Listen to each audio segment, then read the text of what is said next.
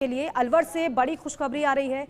सिलीसेट झील हुई है फुल, अब चलने लगी है चादर। सुबह 28 फीट 4 इंच था पानी और अब 28 फीट 9 इंच पानी है। पानी भरने के बाद झील ओवरफ्लो हो गई है। अभी सिलीसेट झील में सिर्फ 2 इंच की चादर चल रही है। इससे पहले वर्ष 2003, 2010, 2012, 2016 और उससे पहले वर्ष 1996, 1997 में चली थी चादर।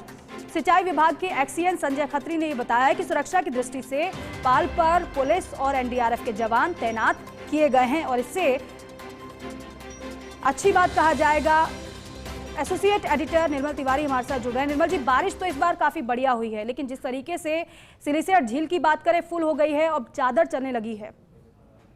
देखिए दीपिका, ये जल मोहिनी ने अपने मोहपाश में पूरी अरावली को बांध रखा है। इस समय जिस तरह से आसमान से जो अमृत जल राशि बरस रही है, निश्चित तौर पर कह सकते हैं कि जलाकर्षण इतना बढ़ गया है कि लोग बंधे चले आते हैं उस आकर्षण में और झील, नदी, नाले, तालाबों के आसपास पहुंचते हैं। सिलीसेट झील की बात करें तो अरावली का सबसे बड़ा आकर्षण है, जिसको एनसीआर क्षेत्र के अंदर जिसमें सबसे ज्यादा पर्यटक वहां पर पहुंचते हैं।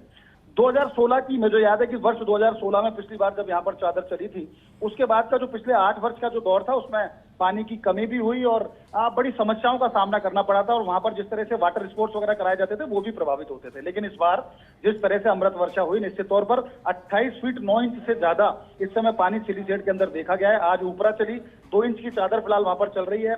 एनडीआरएफ की टीम, एसडीआरएफ की टीम वहां पर मौजूद है, जिला प्रशासन, पुलिस के लोग वहां पर मौजूद है। खास बात यह है कि सबसे बड़ा आकर्षण है वहां का लाइट हाउस, सबसे बड़ा आकर्षण है वहां का लेक पैलेस जो आरटीडीसी के पास है। जबरदस्त पर्यटकों की आवक वहां देखने को मिल रही है। स्थानीय जो वेंडर हॉकर हैं उनकी भी एक तरह से चांदी हो गई है, क्योंकि जबरदस्त वहां जब पर्यटक पहुंच रहे हैं तो निश्चित तौर पर उनको भी रोजगार मिल रहा है। खास बात यह है कि वन विभाग की टीम से वहां पर खुद रामवीर सिंह गुर्जर जो वनपाल है मौके पर मौजूद है, ताकि एहतियात बरती जाए। पर्यटकों को बताया जा रहा है कि वो जो झील की पाल है वहां पर नहीं पहुंचे, दूर से ही इस जलाकर्षण का आनंद उठाएं। वाटर स्पोर्ट्स वहां पर अपने चरम पर है। आरटीडीसी की तरफ से लगातार वाटर स्पोर्ट्स कराए जा रहे हैं। वहां फ्लोटिंग एरिना देखने को मिल रहा है, वहां जेट की वहां पर है। उसके अलावा जल्दी ही वहां पर प्रोड्यूस किया जाएगा जो बलून है, जो वाटर बलून होता है जिनके अंदर बैठा करके पर्यटकों को झील के अंदर छोड़ा जाए। और ओवरफ्लो का जो क्षेत्र है जहां पर अलग अलग कई रिसोर्ट्स बनी है, उस तरफ भी पानी काफी मात्रा में देखने को मिल रहा है और जो उसी क्षेत्र में सबसे ज्यादा मगरमच्छ भी वहां पर पाया जाता है। तो इस समय वाटर स्पोर्ट्स अपने चरम पर है और आरटीडीसी की जो आय है वो एकाएक बहुत ज्यादा बढ़ गई है। लेक पैलेस के अंदर जो पर्यटक है उनकी संख्या लगातार बढ़ती जा रही है। 7 कमरे यहाँ पर आरटीडीसी की लेक पैलेस होटल के अंदर बने हुए हैं, जो पूरी तरह से इन दिनों फुल उनकी बुकिंग चल रही है और पिछले दिनों 2 करोड़ रुपए की लागत से आरटीडीसी ने यहाँ इनमें जीर्णोद्धार कार्य भी कराया था। लेकिन जिस तरह से मैंने आपको पहले भी कहा कि जल मोहिनी ने अपने मोहपाश में पूरे क्षेत्र को बांध रखा है। जलाकर्षण इतना बढ़ गया है कि लोग एहतियात तो बरत रहे हैं, लेकिन फिर भी वो वहां जाने से नहीं चूक रहे। यही कारण है कि लगातार जो पर्यटकों की संख्या वहां पर बढ़ी है और पर्यटकों की संख्या बढ़ी है तो वन विभाग की बात करें, पर्यटन विभाग की बात करें, पर्यटन निगम की, जिला प्रशासन, पुलिस की, सबकी जिम्मेदारियां बढ़ गई हैं। तो कोशिश की जा रही है कि एहतियात भी बरती जाए और इस जलाकर्षण को महसूस भी किया जाए, आनंदित भी हुआ जाए। बिल्कुल, जलाकर्षण तो है ही है और यहाँ पर सबसे बड़ी बात जो आप बता रहे हैं कि तैयारी भी मुकम्मल है। जिस तरीके से वहां पर तैयारी पर्यटन के लिहाज से की गई है, लेकिन निर्मल जी यहाँ पर उन सैलानियों की बात करना भी जरूरी होगा, क्योंकि इसी दृश्य को देखने के लिए तो वहां पर पहुंचते होंगे। तो इस बार अगर वो पहुंच रहे तो पैसा वसूल है फिर।